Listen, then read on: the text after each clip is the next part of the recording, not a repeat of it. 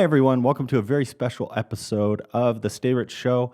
I had the idea recently of rather than just talking about divorce and how the rich stay rich, rather than doing this, I can talk about how the rich got rich as well.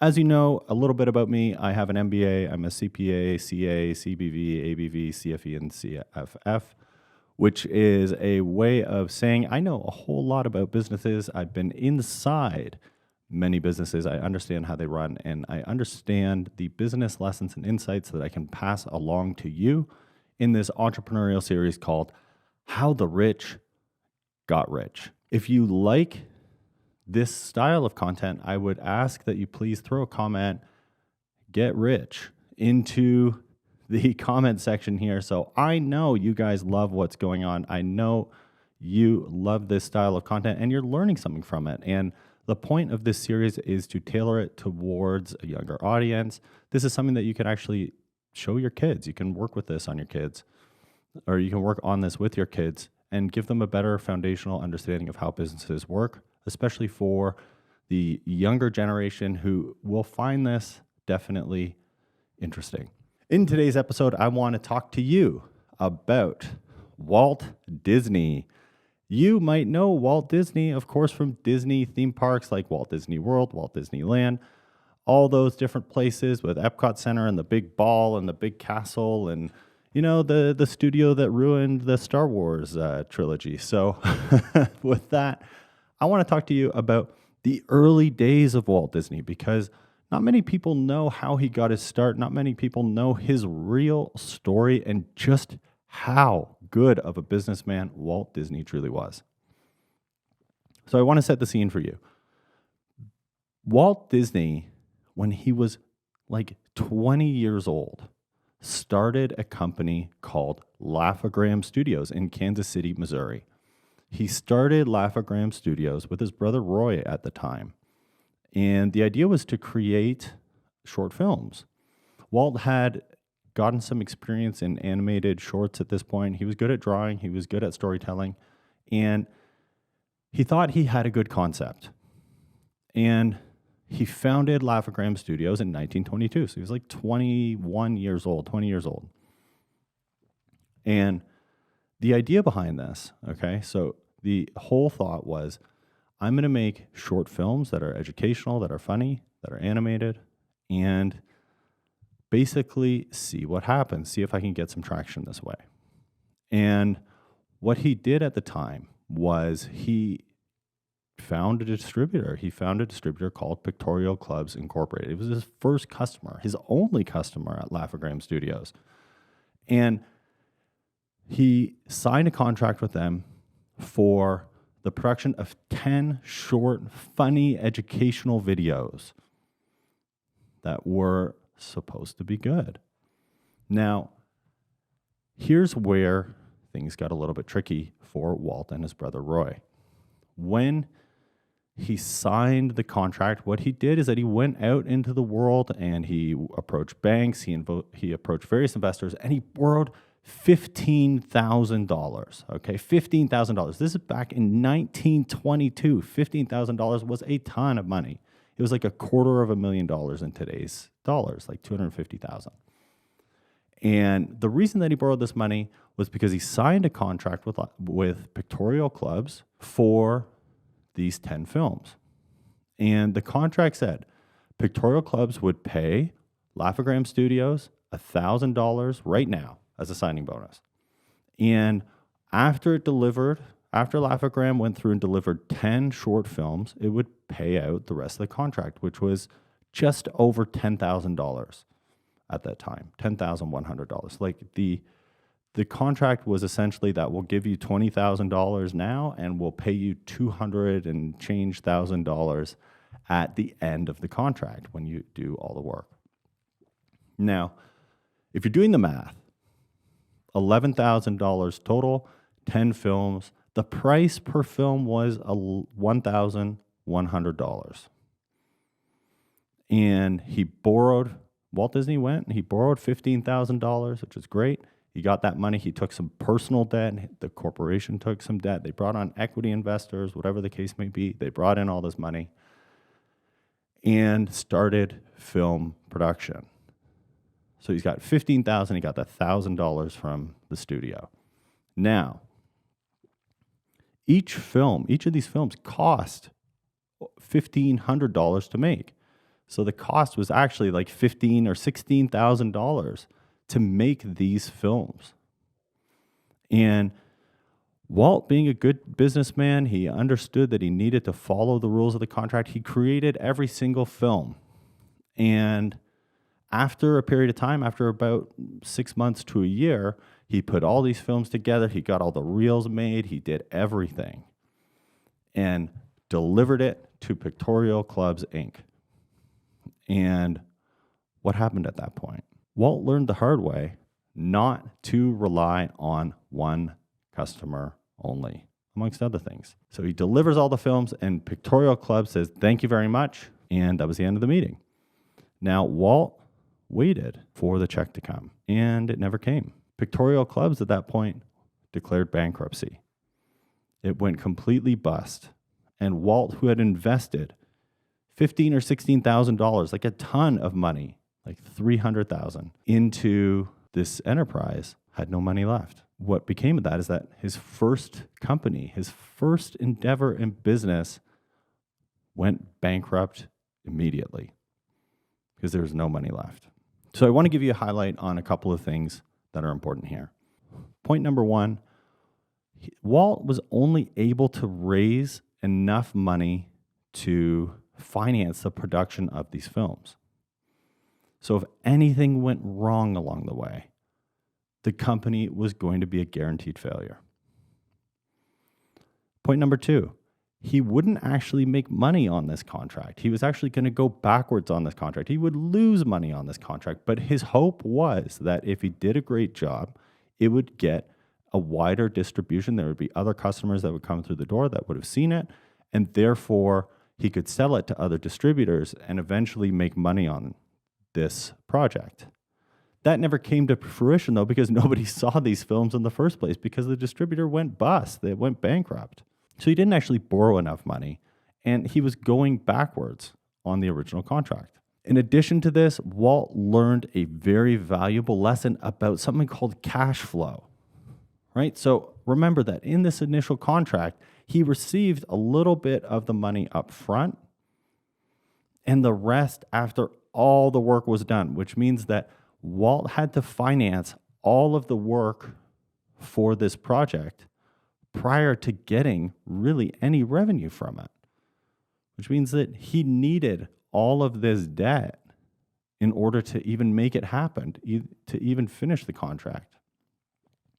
And because he only relied on one company, he ended up getting screwed. And this is the problem. He failed. He and his brother failed as a result of this back in Kansas City and went completely bust. Now, obviously, Walt Disney did not just lie down and take failure and decide that was it for him.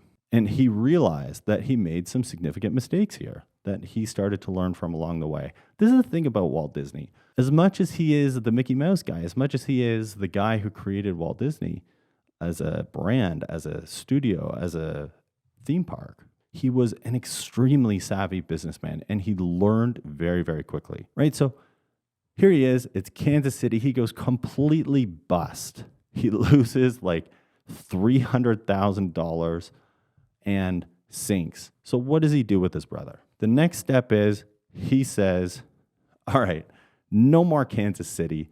I'm not doing small town. I got to go to where the big movies happen. So Walt Disney and his brother get together all their stuff, all their belongings, all their furniture, probably some clothes, their grandma's, jewelry, whatever the case may be, their camera equipment, most specifically, is noted. And he sells it all. He sells it all. He and his brother get $40 put together, which is like the equivalent of $700 today. They put a suitcase of clothes together. They buy a train ticket, and they move to Hollywood in 1923. after Laugh-O-Gram Studios goes under. They move to Hollywood. They move in with their uncle, who was, I think, sick at the time. And they start their next adventure. The one key thing here is that he kept something when he left. He kept one reel of the shorts that he had made, something to do with Alice in Wonderland. So he kept one of the short films. He sold the rest of them. So he had his $40 and he kept one of these films. And he moves in with his uncle and gets started. Now, how does he get started? Well, remember, he doesn't have any money. So he bought a desk on, he didn't have the internet at the time, so I'm sure he didn't go to eBay, but he bought a desk and he and his brother set up a desk in his uncle's garage in Hollywood, California. And he starts writing to distributors of films across America. And he's sitting there at his desk, probably not as nice as this one. And he says, "Dear so-and-so, I have a film called Alice that I would like you to be a distributor for." And he sends out all of these different letters to distributors across North America. And finally, one day, someone sends him a letter back. And her name was Margaret Winkler. In 1923, Margaret Winkler was the first woman distributor ever. And she was based out of New York. And Margaret sent him a letter back saying, "Hey, I would love to sign you. I want to sign you to a deal that will cause you to create 12 of these short films. How do we make this work?" Right? And Walt, being the smart businessman that he is, realizes what happened last time. I got killed because I didn't have cash flow. My business went under because I wasn't getting paid for the work as it went along. So here this Margaret lady wants me to send her 12 films. So how am I going to set up this contract? Really easily. I'm going to say, I've got this one film now. So pay me for this one film. And every single time I give you a film, I want to make sure that I'm paid. And he sends the letter back to Margaret Winkler, and Margaret Winkler reads it and says, "Hey, that sounds reasonable. I like what's happening here, but I want to make sure I've got some control too." So Margaret says, "These need to be done in a really high production quality. They need to be approved by me prior to my payment. And I want to make sure that we're passing along a really quality product." Now, this is something that is really important and stuck out to Walt Disney, because what he realized is that there was a demand for very high-end production. And that's one of the key takeaways that he got from his work at this time with Margaret Winkler, is the value of high-end production. It's what became the brand of Disney eventually, is high-end production. Disney has been known to be a high-quality, high-production value, innovative company over the entirety of its existence. And it all started here. Now, they come to a deal. You will send me 12 films. I will pay you $1,500 per film, and I will pay you when they're delivered. And me, I'm going to pretend to be Margaret here. I'm going to make sure that they're approved. I want the same actress to be used that was in the original reel that you sent to me, and I want to make sure that they're high production quality. So as long as those things are met, we have a deal. And I want one of these per month. So he goes, "Great, this is fantastic." And how did he set this up? So over the course of the year, effectively what happened is that he signed this distribution contract with Margaret Winkler, and he started making $1,500 per short film, one of these short sort of Alice in Wonderland type films. And he created Disney Brothers Studio. Again, this is right out of his uncle's garage, okay? And he managed, because he was smart and savvy and he learned from the production that he did at Laugh-O-Gram Studios, he figured out a way to get the cost of these films down to about $1,000 to $1,200 at the time. So maybe he was making $500 or maybe a little bit less per film at the time. But times 12, he started to get stable income. So in this first year, he goes through it with Margaret Winkler, and he makes these 12 films. Everything goes great.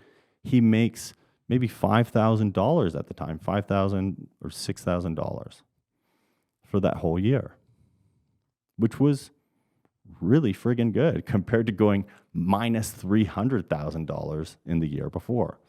Well, it wasn't $300,000. It was minus $16,000. So he made with his brother like $100,000 in his first year at Disney Brothers Studio, his second company. And lucky for him, this series takes off. It becomes really popular. And Margaret says, hey, Walt, send me more. I want more. So he ended up renewing the contract twice. And in these contract renewals, he ended up doing better, but he did make a mistake at one point in the second time that he renegotiated the contract. So the first contract comes around. He says, Margaret, this is great. We're going to send you more films. Everything is going well. I want a price increase. And Margaret says, fantastic, no problem. I'm making money on this. You're making money on this. Let's do it. So off he goes for another year. He makes a bunch more of these short films. He makes even more money the second year because the series is taking off. This is fantastic.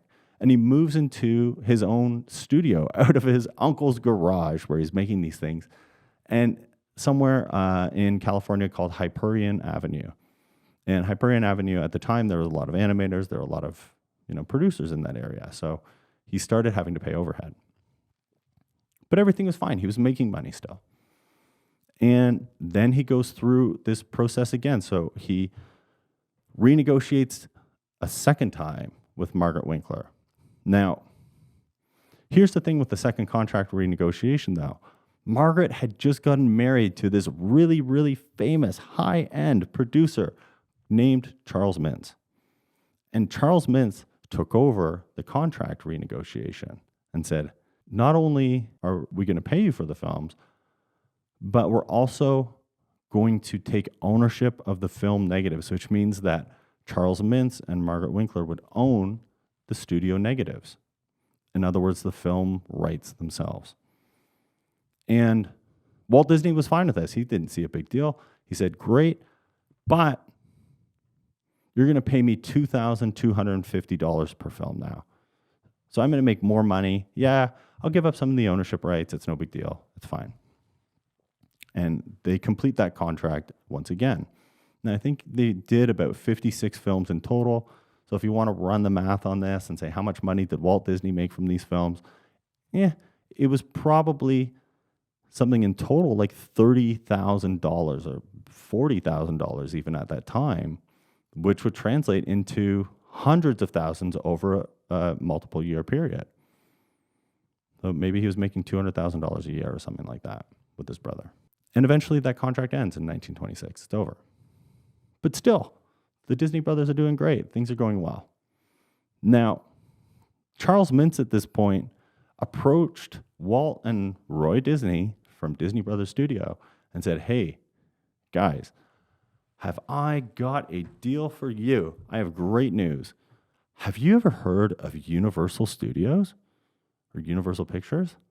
And Roy and Walt go, holy moly, yeah, we know Universal. Why? They said, well, Universal Pictures wants you to create a character for them. They want you to create a series of these films for them, right? This is a big deal. This is a big deal. Imagine one of the biggest movie companies approaching you right now at home and saying, hey, draw some cartoons. We're going to pay you money for it. We're going to pay you a lot of money. How much money? We're going to pay you $2,250 every single time you make one of these things for us, right? Which is like $40,000 today. We're going to pay you $40,000 to make a 7-minute cartoon for us. We don't need music. We don't need you to talk. We don't need the characters to talk because that kind of stuff wasn't even invented yet with film. But we're going to pay you $40,000. And Walt and Roy go, great. How do we keep this going? We don't want $40,000 only. And Universal says, no problem, because we want you to make 26 of these films this year.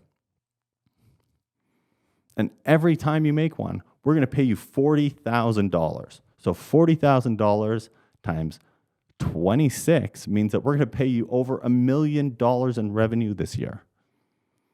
Now, can you imagine At this point, you're like 24 years old. You have one of the biggest movie studios ever approach you and say, we want to pay you $1 million to make us a cartoon, and you're going to make us 26 cartoons.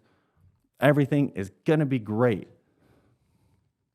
And Walt and Roy rush. They get their pen. They dip it in the ink, or like a quill probably with a friggin' feather on it. And they go, yes. And they sign the deal. They send the contract back, and off they go. They start making these films. And what they were called, he created a character called Oswald the Lucky Rabbit for Universal Pictures. And he created all these films. Everything was great. They made a lot of money on it. They made $2,250 per film. Remember, again, the cost was like $1,200. So they're making like 100% margin on these films. And things are going really well. That year, they would have made like $30,000 or $40,000. Again, that's a huge amount of money back then. That's a huge amount of money. They would have profited a fortune that year. But he didn't read the contract. Remember when I said in that renegotiation with Charles Mintz, Charles said, hey, we're going to pay you more, but we're going to own the actual reels themselves. We're going to own the content that you make. That stayed consistent with Universal Pictures. Why is this a problem? I'll tell you. That year, in December, the contract's done. They made the 26 cartoons. Oswald has taken off for Universal Studios. Walt gets a letter from Charles Mintz and Universal Pictures saying, hey, everything's great. We want to renegotiate the contract. Come to New York this January. So January 1928. Come to New York. We'll renegotiate the contract. Things are going to be wonderful, right? Remember, Walt lived in Los Angeles. Charles Mintz lived in New York City. Okay? So Walt gets a suitcase, buys a train ticket, and in the new year goes chugga chugga chugga chugga chugga chugga choo choo all the way to New York City, which is a trip that would take a couple days at that time. And he reaches New York City, looks around at all the big towers, goes up to meet with Charles Mintz, and says, this is great. We want to renegotiate the contract too. We think it went really well. Here's the kicker though. We want more money. So we want you to pay us $2,500 per film this year rather than $2,250. So like a 10% increase in price. And Charles Mintz and Universal Pictures, they look at each other and they kind of go, well, here's the thing, Walt. We want to pay you less. In fact, we want to pay you 20% less. So rather than paying you $2,250 per film, we're going to pay you $1,800 per film. Now, Walt was looking at his numbers and he realized that each film cost $1,750 about to make. So he would make $50 per film. And remember, this is a tight production schedule. Remember that every 2 weeks he had to turn out a new film, which would mean that he's going to do 26 films. He's going to make $50. $50 each time compared to $500 previously. So now Walt says, no, pay me $2,500 per film or else I'm going to take Oswald. I'm going to do my own Oswald films. There's a market for it. People love Oswald. Everybody thinks this is great. Screw you. Okay? Walt is a young kid. He's in his 20s. He's like 24. And Charles Mintz and Universal Studios laughed and they said, well, we hate to break it to you, Walt, but we actually own the rights to Oswald. So you can't do that. And Walt is like, he looks around the room and he realizes that he's screwed. Walt Disney says no. And he packs his bags up. He walks out of the room. He storms out angrily, probably. Says no. Gets his stuff together, gets back on the train, and sits on the train and realizes that he is going home to Los Angeles. He's got a studio, remember, with no work. He's screwed. It's a crisis. So what did Walt learn from this? Walt learned that owning your intellectual property is key. If you sell your intellectual property, you lose all of your negotiating leverage and you lose most valuable thing that you have, which is your own creation. And it was on that train, on the way home, that he actually drew Mickey friggin' mouse. Okay? That's how much it was top of mind for him because he realized that his business was bound to fail again. So he makes it home a few days later and realizes not only did he have one problem that Oswald was gone, he had a secondary problem, which is Universal Pictures during that time made some calls to his staff and poached a lot of his staff as well. So he's kind of back to square one again. He only had a few staff left, which was maybe a good thing because he probably couldn't have paid them for that long. And he had very few staff. He had a studio and he had a drawing of Mickey Mouse. That was it. That was all he had at this point. He had, well, I guess we better get started. I guess we better start making more films. This is January 1928. Crazy, crazy time. So he gets back to Los Angeles. He goes, you know what? We'll start making Mickey Mouse films. So he makes one Mickey Mouse film. He calls it, I think it's like Plain Crazy or something. It's one of these goofy little short films that's a couple minutes long. It's animated. And there isn't really any sound attached to it. So Oswald the Lucky Rabbit, there was music in the background, and the same with this second short. There was just some music in the background. And what happened to Plain Crazy? Nobody cared. It didn't go anywhere. And he goes, okay, I'm going to make a second one. Maybe the first one, the story wasn't very good, right? Maybe the story sucked. And he makes another one called Gallop and Gaucho. Maybe that's pronounced right, I hope. And he makes that one, puts some music to it, tries to release it, and again, no one cares. And he went to the movies. He went to a movie specifically called The Jazz Singer, which was a really famous movie at the time. In fact, it was one of the first ever movies to include something called synchronized sound, which means that the people could talk and there was noises that were played that tracked up to the film that was being showed, which was a mind-blowing revolution at the time. This was crazy to think of at that time. Because before, it was just like some honky-tonk piano playing in the background. That was it, and some script underneath to try to describe what was going on. It was all goofy, but none of it really had real depth. There wasn't real sound. There wasn't real character depth. It was just watching a story on a film with some music. So he watched this film called The Jazz Singer. And as he's sitting there, he goes, oh my God, we need to do this for Mickey.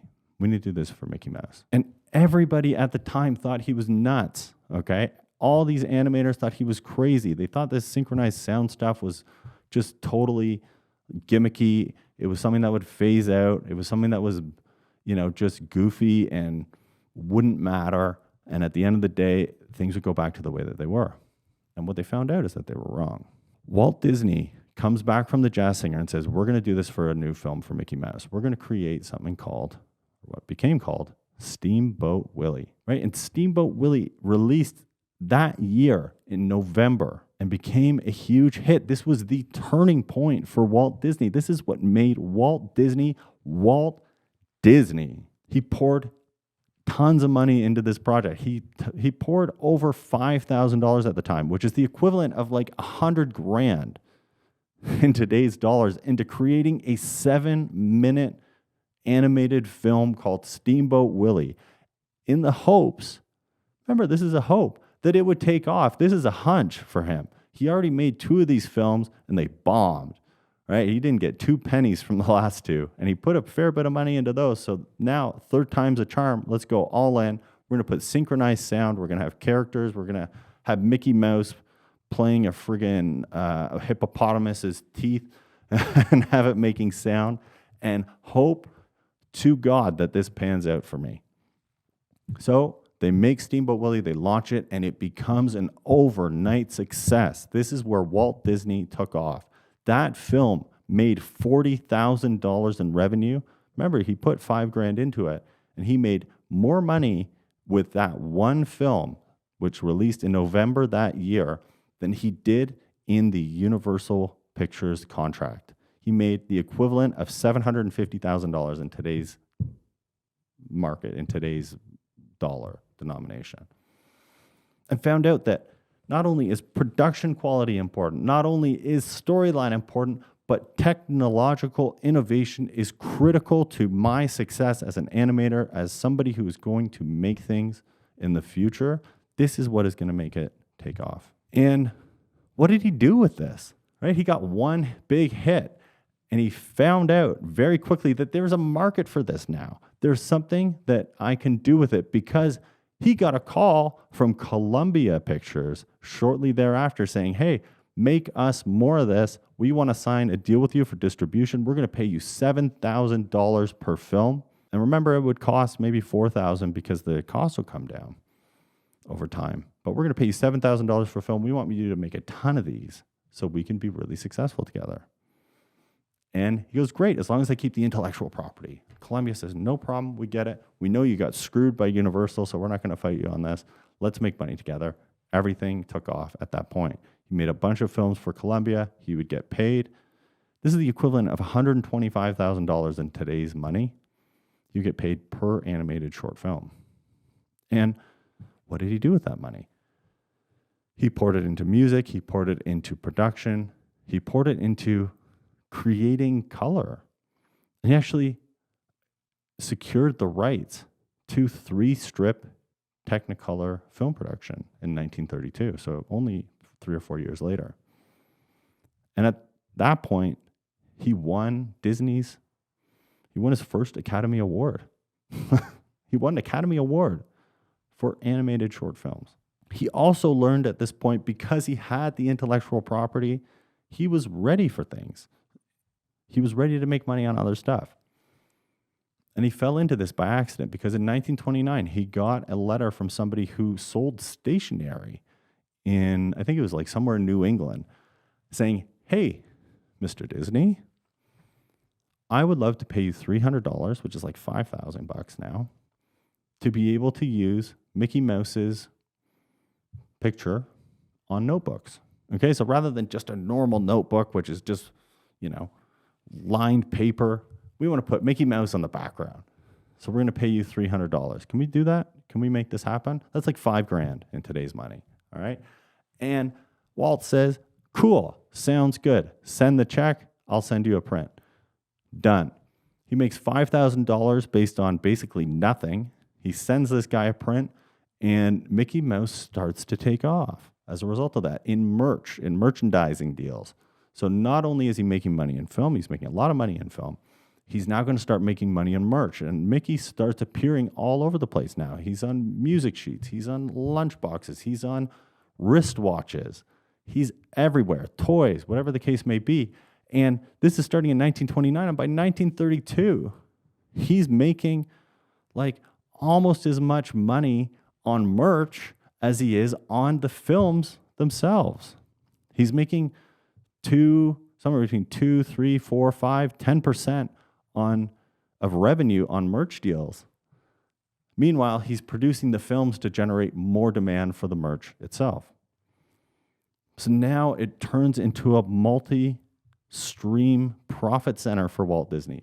Not only are we going to produce these high-quality films that are going to be really popular and sell out all around the world, really, at this point, but we're also going to sell stuff to have Mickey Mouse all over the place. So, if somebody doesn't know about Mickey Mouse, they might look and see it on a notepad, ask questions about it. Then they're going to come see the film. Then maybe they're going to want more merch, blah, blah, blah, blah, blah.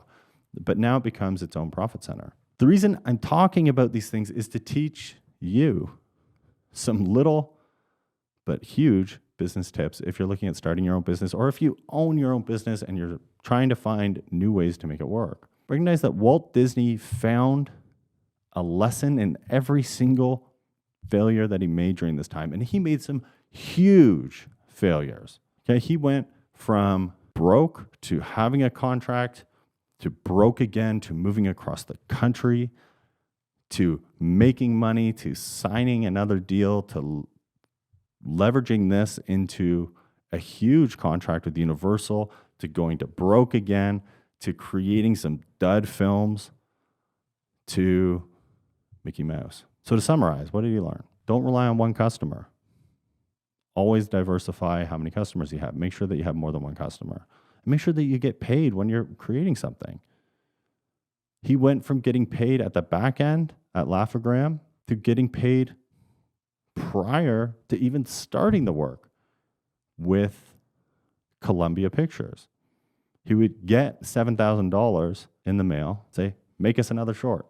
And he said, sure, done. So rather than getting paid at the back, he started getting paid at the front over time. He realized the importance of recurring revenue, which was in those Margaret Winkler contracts at the time. Getting paid every single time he would produce something, and having a production schedule meant that he consistently could plan out how much money he would make on a monthly basis, how much money would come in. That's cash flow. He found out the hard way the importance of owning your own intellectual property, and he never again made that mistake. Every single time he made something, including his own friggin' signature, became intellectual property. He had a company when he died called Red Law Enterprises. Red Law Enterprises owned the rights to his signature. His signature was intellectual property. Okay? It wasn't like, another character. It wasn't this. It wasn't that, although there was a lot of other stuff. But everything down to his own friggin' signature was considered intellectual property. He did not lose sight of that ever for the rest of his life. He learned to bet hard on technology with Steamboat Willie, on technology and sound innovation to create depth of character, to create something new, novel, interesting, fun, engaging for the audience, to make sure that it was something valuable to them, not just another run-of-the-mill thing. And that's what turned him from one of many animators, one of many production houses, into the number one animation house, the number one studio for animation in the country. That fast. He learned to diversify his income streams. Rather than just rely on films, he found out that he can make more money on merchandise eventually. And by selling the ability to use the Mickey Mouse picture, which was already made, he found out that not only could he expand his customer base, but he could also just diversify that revenue stream, diversify profit, not take really any risk in terms of producing notepads, any of that kind of stuff. He would get paid for it, and that was it. He would make money. He learned that quality matters. Rather than creating a high volume of junk, which was happening at the time, he learned the importance of quality because Margaret Winkler put in something called a high-class manner. That was the term that she used in the original contract.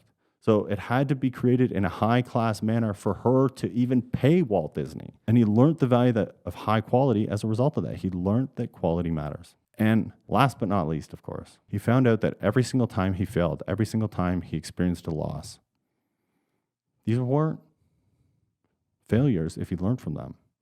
And he turned those losses into lessons every single time. This is the kind of entrepreneurial spirit that you see in every single successful person operating today. He learned every time from his mistakes, and he didn't beat himself up about it. So in the course of a decade, he went from having $40 and a train ticket and one reel to basically becoming a multimillionaire. And this was the start of Walt Disney. This is the start of Disney Enterprises. It all turned around within the course of a very, very short time with a series of huge failures, huge mistakes, huge problems, and even bigger, better, and more wonderful solutions. Next time, I'm going to cover more about Mickey Mouse. I'm going to cover more about Walt Disney and see what other problems he experienced throughout his career and how he set himself up to become, if he had the same shares that he had, I think he owned about a third of Disney at the time. This man would be worth something like 30 or $40 billion, or his family, I guess now, in today's dollars, like right now. So he went from nothing to a decabillionaire. Can't wait to see you the next time. I hope you found this really enjoyable, interesting, inspirational, motivational, and educational. And if you like this style of content, if you like what I'm talking about, and you want to see more how the rich got rich, throw a comment in the comment section, smash that like button, subscribe to this channel, and there will be much, much more in the years to come. That's it for now. We'll see you next time on The Stay Rich Show.